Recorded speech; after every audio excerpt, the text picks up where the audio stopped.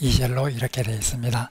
제가 실수를 하였습니다. 4장 13절부터 22절입니다.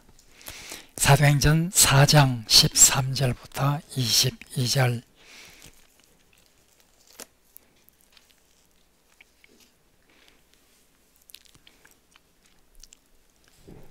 같이 교독을 하겠습니다.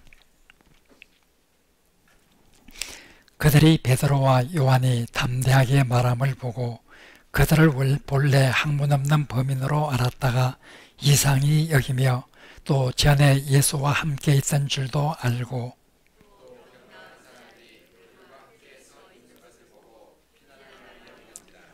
명하여 공회에서 나가라 하고 서로 의논하여 이르되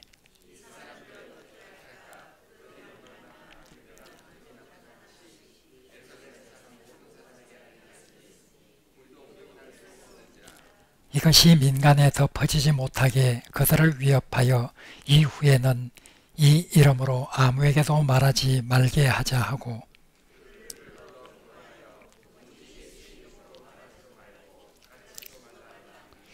베드로와 요한이 대답하여 이르되 하나님 앞에서 너희의 말을 듣는 것이 하나님의 말씀을 듣는 것보다 옳은가 판단하라. 관리들이 백성들 때문에 그들을 어떻게 처벌할지 방법을 찾지 못하고 다시 위협하여 놓아주었으니 이는 모든 사람이 그 된 일을 보고 하나님께 영광을 돌림이라.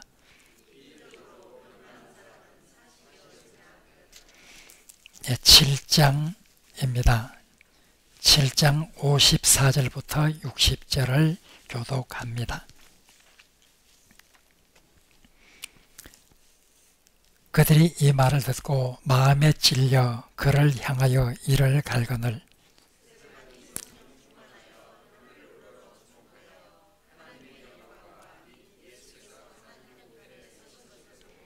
말하되 보라 하늘이 열리고 인자가 하나님 우편에 서신 것을 보노라 한데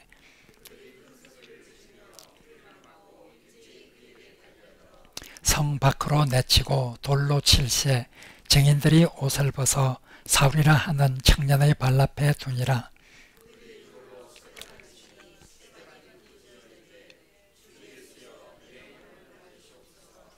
같이 읽겠습니다. 무릎을 꿇고 크게 불러 이르되 주여 이 죄를 그들에게 돌리지 마옵소서. 이 말을 하고 자니라. 아멘.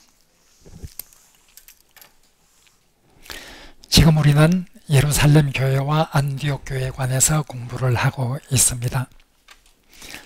우리가 이 예루살렘 교회, 안디옥 교회 두 교회의 특징은, 공통적인 특징은 성교에 열정을 다한 이런 교회였다는 것입니다. 예루살렘 교회에 관해서 우리가 지난 3주 동안 살펴보았습니다. 예루살렘 교회는 성령의 강림으로 이 지상에 탄생한 최초의 교회였습니다. 성령의 강림으로 그들이 어떤 하늘로부터 능력을 받았습니다. 신비한 능력을 받고 그 능력을 복음을 전하는 일에 사용을 하였습니다. 초대 교회는, 초대 예루살렘 교회는 선교 지향적인 그런 교회였습니다. 그들은 열심히 선교를 해서 이젠 들어오는, 그 공동체에 들어오는 사람들에게 정말 귀중한 모습을 보여주었습니다. 지난 수요일 날은 이 예루살렘 공동체가 어떤 모습이었는가, 내부의 모습을 우리가 생각해 보았습니다. 정말 선교를 통해서 교회에 들어오고 교회에 들어온 사람은 한 마음이 되는 그런 어떤 하늘의 역사가 초대 예루살렘 교회에 있었습니다. 오늘 본문을 두 군데를 읽었습니다. 오늘 본문 두 곳의 공통점이 있습니다. 그것은 박해 속에서 굴하지 않고 선교를 하는 이런 교회의 모습입니다. 초대 예루살렘 교회는 많은 박해를 받았습니다. 그런데 이 박해 속에서도 이들은 전도에 관해서 최선을 다했습니다. 박해를 받는 이유가 전도했기 때문에 박해를 받습니다. 그런데 복음을 전하기 때문에 박해를 받은 예루살렘 교회는 박해에도 불구하고 전도에 최선을 다하는 이런 모습을 우리에게 보여주는 본문이 오늘 읽은 두 가지의 본문입니다. 우선 4장에 나온 것은 베드로에 관한 내용이 나옵니다. 4장에는 베드로와 요한, 이 두 사람의 박해에도 굴하지 않고 선교를 열정적으로 하는 이런 모습을 보여주고 있고, 7장에는 바로 서대반 집사에 관해서 기록을 하고 있습니다. 4장은 사도들이죠. 7장은 집사 중에 한 사람인 서대반 집사의 전도에 관해서 말하고 있습니다. 둘 다 복음을 전하기 때문에 박해를 받고, 그럼에도 불구하고 복음을 전하는 일에 더욱더 열정을 기울이는 이런 모습을 보여주고 있습니다. 4장의 내용을 이해하기 위해서는 3장부터 잠깐 살펴보아야 합니다. 3장에 보면 기도 시간에 베드로와 요한이 성전에 올라갔습니다. 성전 미문에 한 나면서부터 걷지 못하는 사람이 있었습니다. 그가 바로 동정을 구했습니다. 이 베드로와 요한은 그런 돈이나 은금보다 더 중요한 것, 예수 그리스도 이름으로 걸어라 하는 이런 어떤 기적을 선포하고, 그 사람은 그 자리에서 벌떡 일어나게 되었습니다. 이런 기적이 일어났습니다. 그랬더니 그 성전에서 많은 사람이 모여있던 그 성전의 군중들이 이 일을 보고 놀랐습니다. 그래서 베드로와 요한에게로 몰려왔습니다. 그래서 베드로와 요한은 솔로몬 행각이라고 하는 성전 경내에 있는 한 행각에서 그들을 향해서 설교를 합니다. 그들을 향해서 설교하는 그 설교의 내용은 바로 예수 그리스도, 그분을 너희들이 죽였다 하면서, 그분이 바로 하나님께서 구원자로 보내주셨는데 그분을 너희들이 죽였다 하면서 그들에게 담대히 복음을 전했습니다. 이제 그것이 3장에 나옵니다. 4장에 들어가면 이제 그 성전 경내에서 그 무리들을 향해서 복음을 전하는, 예수 그리스도를 증언하는 이런 베드로를 보고 이 성전에서 일하는 이런 제사장들과 이런 사두개인들이 몹시 싫어했습니다. 그들이 베드로와 요한을 체포를 하였습니다. 체포를 해서 이제 드디어 오늘 본문 13절부터 22절은 체포를 당한 이 베드로와 요한이 공회 앞에 서게 되었습니다. 우리가 잘 아는 대로 이 공회라고 하는 곳은 그 당시 최고의 어떤 권위를 가진 곳이었습니다.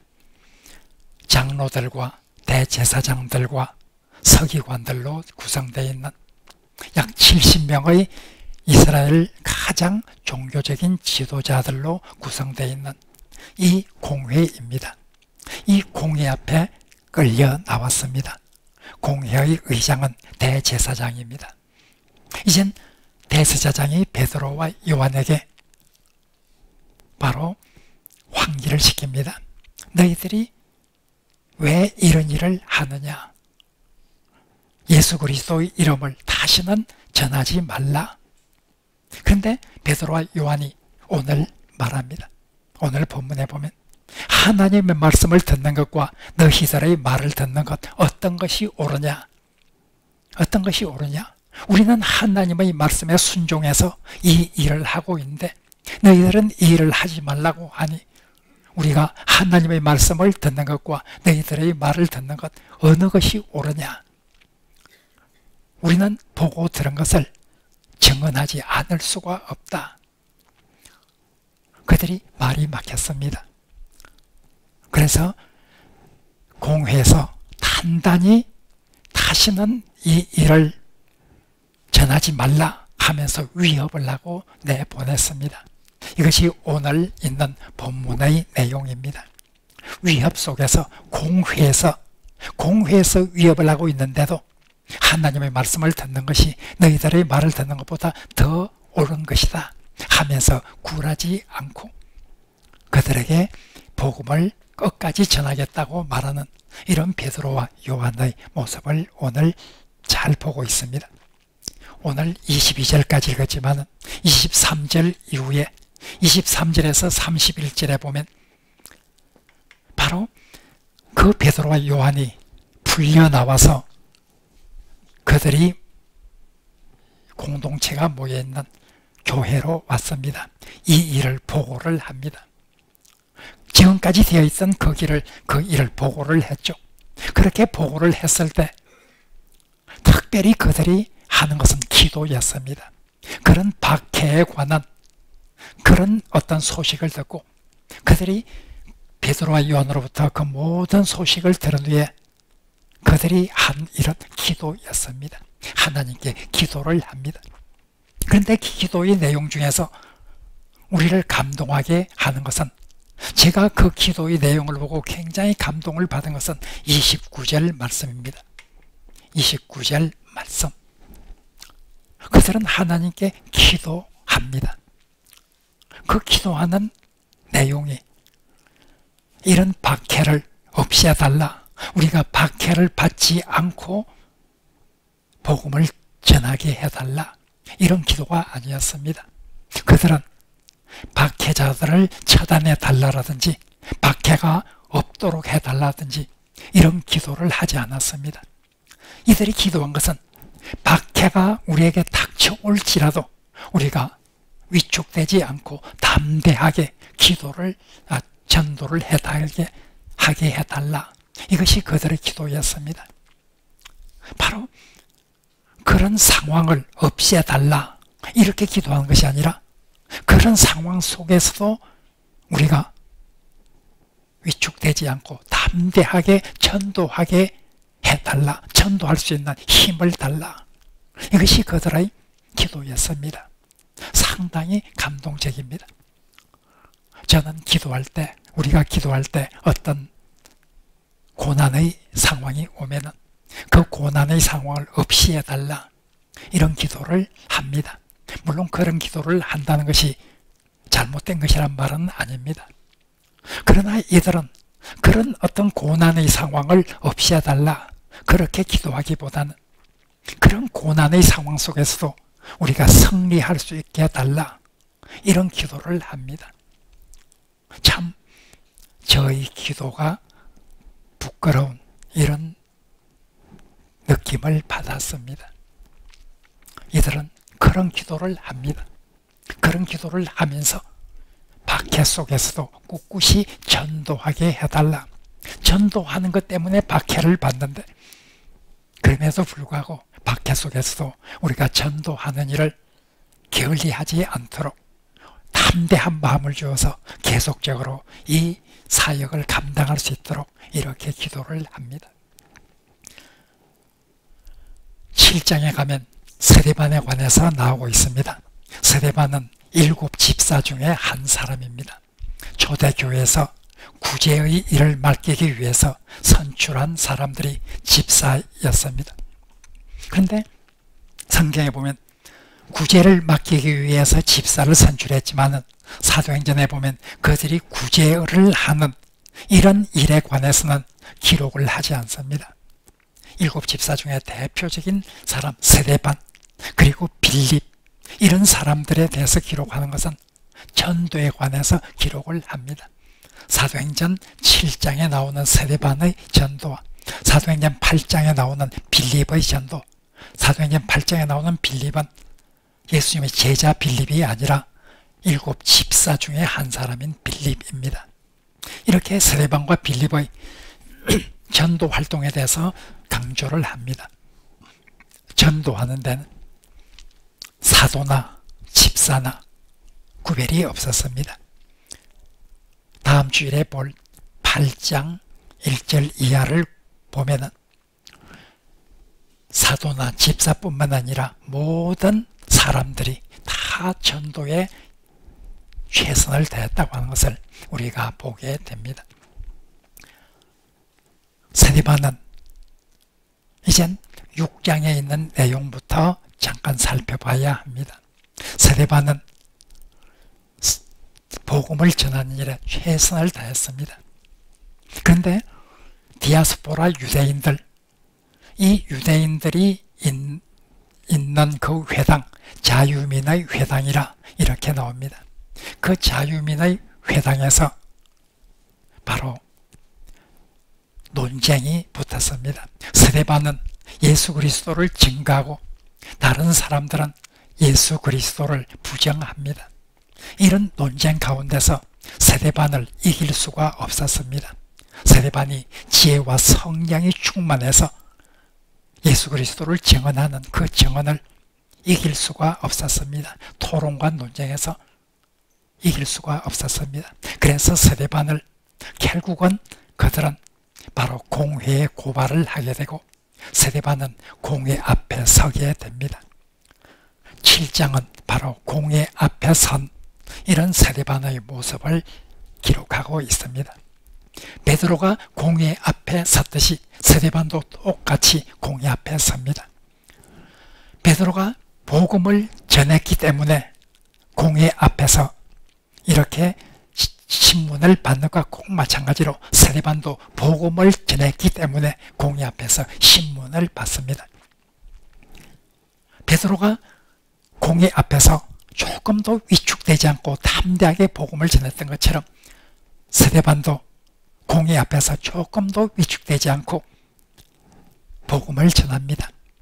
6장 마지막 절인 6장 15절은 그 공회 앞에 서 있는 스데반의 얼굴이 천사의 얼굴과 같더라. 이렇게 6장 15절에서는 말하고 있습니다. 천사의 얼굴과 같다. 전혀 두려워하지 않았습니다. 그 얼굴은 평화로웠습니다. 그 얼굴은 천사와 같이 보였습니다. 이것이 공회 앞에 선 스데반의 모습입니다. 이젠 7장 1절 이하에서 스데반은 이젠 그 공회에서 바로 그들에게 말합니다. 복음을 전합니다. 그들을 향해서 바로 스데반은 아주 담대히 복음을 전합니다. 이스라엘 역사를 쭉 훑어오면서 이스라엘 백성들은 그렇게 의인들을 죽이고 선지자들을 죽였다. 너희들도 바로 의인 예수 그리스도를 죽이는 일에 앞장을 섰다 하고 그들을 책망을 합니다. 성전이라고 하는 것, 성전의 하나님의 임재가 중요한 하나님의 성전, 이 하나님의 성전만 믿고 있는 너희들, 이스라엘 민족에게는 성전과 율법, 이 두 가지가 가장 자랑스러운 두 가지 하나님의 선물로 생각했습니다. 스데반은 사람이 지은 사람의 손으로 지은 성전에 하나님이 그 안에 제한될 분이냐, 하나님이 성전 안에 제한되어서 계실 분이냐, 하늘이라도 용납하지 못하는 하나님이 어떻게 사람이 지은 사람의 손으로 지은 성전 안에만 제한되어 머물 수 있다고 생각하느냐, 성전에 관한 그들의 생각을 공박합니다. 너희들은 율법 하지만 실제로 율법을 너희들은 지킨 것이 아니라 의인을 죽이고 선지자들을 죽인 그런 악을 행한 사람들이다 하면서 그들을 책망을 합니다. 그런 설교가 7장 1절부터 53절까지 이어집니다. 이제는 오늘 54절부터 보았습니다. 이 스데반의 설교를 들은 무리들 반응과 세례반의 태도에 관해서 오늘 7장 53절부터 60절까지 기록이 되어 있습니다. 오늘 읽은 본문은 이 세례반의 말이 끝났을 때 어떻게 되었는가? 세반은 이렇게 담대히 말씀을 전했습니다. 복음을 전했습니다. 이 말을 들은 무리들의 반응은 바로 마음에 찔려, 그들은 마음에 찔려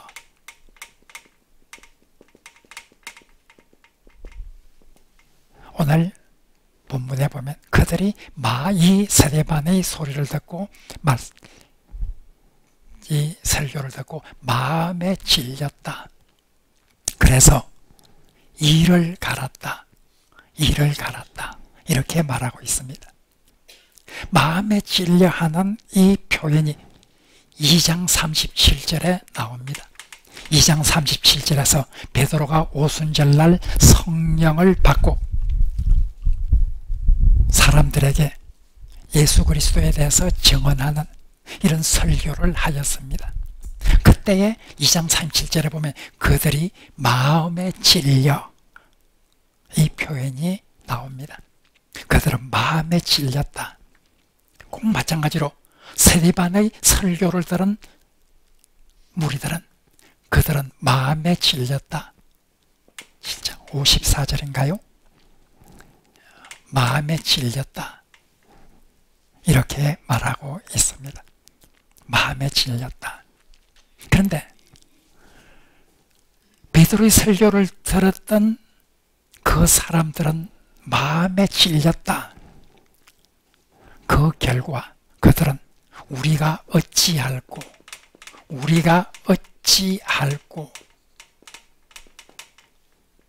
이런 반응을 보였습니다. 우리가 어찌할꼬. 그들은 회개의 마음으로 그 설교를 듣고 자신들이 잘못한 나사렛 예수를 죽이는 일에 가담을 한 이 일에 대해서 어찌할꼬 하면서 회개하는 그런 자세가 되었습니다. 꼭 같이 그들은 마음에 찔렸습니다. 세례반의 설교를 들은 그들은 이를 갈았다. 이를 갈았다. 이를 갈았습니다. 분노해서 이를 갈았습니다. 그리고 돌을 들어서 세례반을 죽이고 맙니다. 꼭 같이 성령 충만한 설교였습니다. 베드로의 설교도 보면 성령 충만하여 베드로가 설교를 했다. 그 결과 그들은 마음에 찔려 우리가 어찌할꼬 하였습니다. 베드로와 꼭 같이 세례반도 성령 충만함으로 그들에게 말씀을 전했습니다. 그 결과는 똑같이 마음에 찔리는 결과를 가져왔습니다. 그러나 마음에 찔려서 하는 우리들의 반응은 완전히 정반대로 흘렀습니다. 우리는 성경을 읽다가 또 여러 가지 신앙인의 삶의 이야기를 듣다가 왜 하나님께서는 어떤 사람은 이렇게 죽도록 내버려두고 어떤 사람은 이렇게 구원해 주는가? 베드로는 4장에 나오는 것처럼 이렇게 담대하게 말씀을 전했을 때 그들이 어찌하지 못하고 놓아줄 수밖에 없었습니다. 세례반은 돌로 쳐 죽였습니다. 왜? 하나님은 어떤 경우에 똑같이 성령의 충만함을 받고 한 이 일에 대해서 이런 결과가 나올까? 우리는 그 모든 하나님의 어떤 섭리와 하나님의 계획의 오묘하심 때문에 우리가 모든 것을 다 알 수는 없습니다. 그러나 우리가 분명히 아는 것은 우리가 전도를 해서 어떤 전도의 결과가 방금 나타나지 않다 할지라도 사실 실망할 필요는 없습니다. 우리가 전도를 해서 얼마나 많은 사람들을 구원의 열매를 가질 수 있도록 열매를 맺느냐 하는, 그것이 우리가 성령 충만하다고 하는 그런 어떤 조건이 될 수도 없습니다. 성령 충만하면 다 전도 열매를 맺는다, 그렇게 생각할 필요는 없습니다. 때로는 성령 충만해서 하는 그 세례반의 설교가 이를 갈게 하는 이런 반응을 도출해낼 수도 있는 것입니다. 그리고 베드로는 풀려 나왔습니다. 나중에 보면은 베드로는 옥에 갇혀서 야고보를 죽인 헤롯이 베드로까지 죽이기 위해서 이젠 감옥에 넣고 그 다음날 베드로를 사람 앞에 내세워서 죽이려고 하는 계획을 가지고 있는데, 그 전날 밤에 베드로는 기적적인 이런 하나님의 도움을 받아서 옥에서 나오게 되는 이런 장면도 우리가 보게 됩니다. 어떤 때는 그렇게 기적적인 하나님의 능력으로 죽음에서 구원하십니다. 어떤 때는 이렇게 죽음에 이르도록 하나님께서 방치하는 것처럼 보이는 그런 모습도 우리가 봅니다. 왜 어떤 사람에게는 이렇게 하고 어떤 사람이 이렇게 하는지 우리는 그 하나님의 섭리를 다 설명할 수 없습니다. 그러나 하나님의 섭리를 설명할 수 없다 손 칠지라도 하나님의 오묘하신 계획과 섭리는 여전히 있다는 것을 우리가 잘 알고 있습니다. 세례반은 이렇게 죽임을 당했습니다. 세례반이 죽을 때 그는 하늘을 우러러 보고 하나님 우편에 서 계신 예수 그리스도를 보았습니다. 오늘 본문에 보면 인자가 하나님의 우편에 서 있는 것을 보는 세례반의 모습을 우리가 봅니다. 우리가 사도신경에도 그렇고 성경에도 보면 예수 그리스도는 하나님 우편에 앉아 계신다 늘 나오는 그런 구절입니다. 그런데 오직 여기에서 하나님의 우편에 인자가 즉 예수 그리스도가 서 계신다 하는 말이 나오고 있습니다. 서 계신다. 왜 서 계실까? 우리는 알 수 없습니다. 그러나 이런 생각을 흔히 하게 됩니다. 세례반의 영혼을 받기 위해서 서 계시는 예수님. 예수님조차도 순교자의 영혼을 받는 것이 얼마나 귀한 일인지 하나님의 아들조차도 서서 세례반의 영혼을 받기 위해서 기다리고 계신다. 이렇게 생각하는 분들도 있습니다. 세례반이라는 이름은 멸류관이라는 뜻입니다. 스테판, 멸류관이라는 뜻입니다. 세례반은 아마 하나님께서 세례반에게 멸류관을 주기 위해서 서 계실지도 모릅니다. 죽도록 충성하는 사람에게 생명의 멸류관을 준다고 말씀하신 하나님의 약속을 우리가 기억합니다. 선한 싸움을 싸운 사람들에게 바로 의의 멸류관을 주신다는 약속을 우리는 기억합니다. 아마 세례반에게 멸류관을 주기 위한 이런 예수님의 모습일지도 모릅니다. 세례반의 죽음은 어떻게 이렇게 전도 열매를 맺지 못하고 이렇게 죽고 말았는가? 우리는 그렇게 생각할 수 있습니다. 그러나 다음 시간 바로 사도행전 8장을 우리가 같이 살펴보고 그 다음 시간 사도행전 11장 안디옥 교회에 관해서 살펴보게 될 때 우리는 놀라운 사실을 깨닫게 될 것입니다. 세례반의 죽음이 가지고 온 결과가 얼마나 기독교 선교 역사에 큰 한 획을 긋게 되었는가. 아마 스데반의 죽음만큼 이렇게 선교의 역사를 불러일으키는 그런 죽음은 역사상 찾기 어려울 것입니다.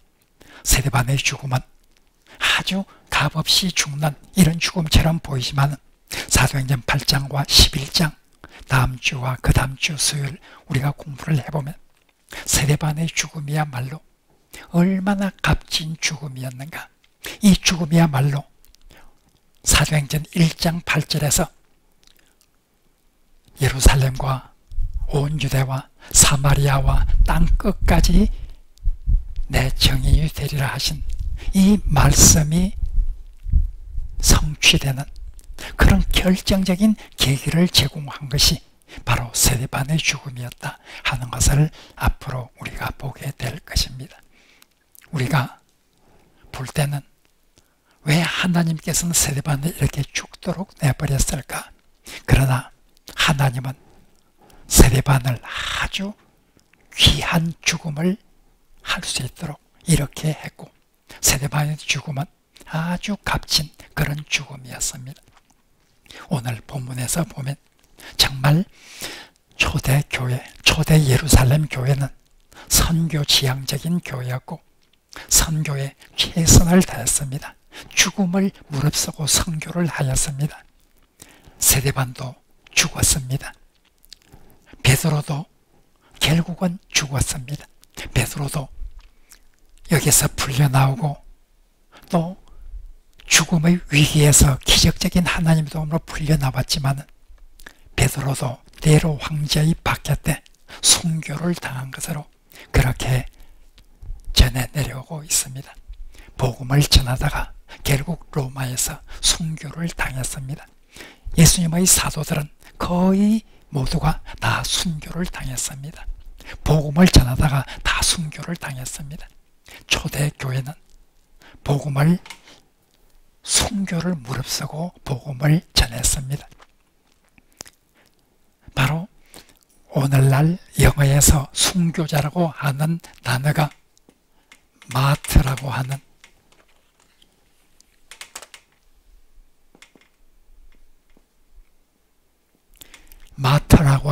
이 단어가 순교자라는 단어입니다. 이 단어는 헬라어 마르티스라고 하는 이 단어에서 나왔습니다. 원래 이 단어는 정인이라는 뜻입니다. 정인, 마티스 한 것은 원래 정인이라는 뜻입니다. 사도행전 1장 8절에서 너희가 성령을 받고 성령이 너희에게 임하시면 너희가 권능을 얻고 유대와 온 예루살렘과 온 유대와 사마리아와 땅끝까지 내 정인이 되리라, 내 정인이 되리라 할 때 사도행전 1장 8절에서 사용된 정인이라는 단어가 마티스 하는 이 단어입니다.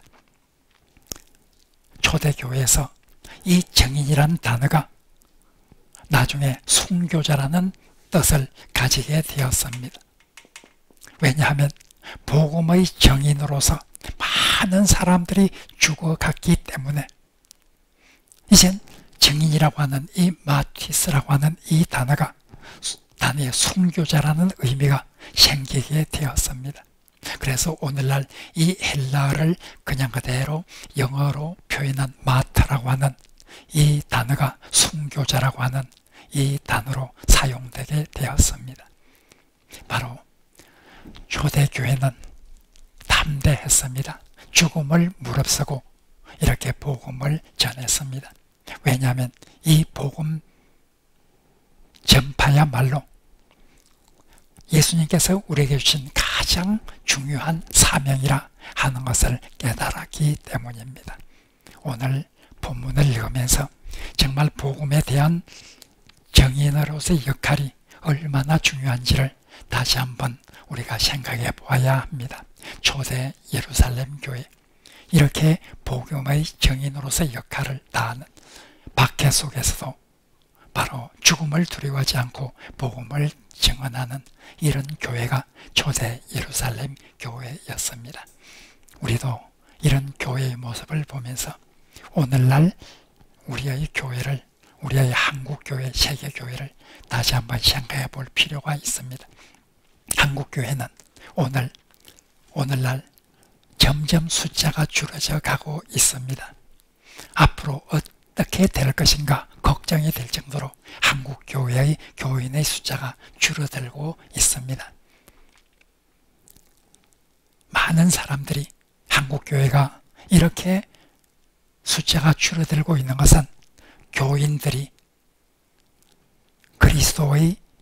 그리스도인으로서 그 삶을 세상에서 하지 않기 때문이다.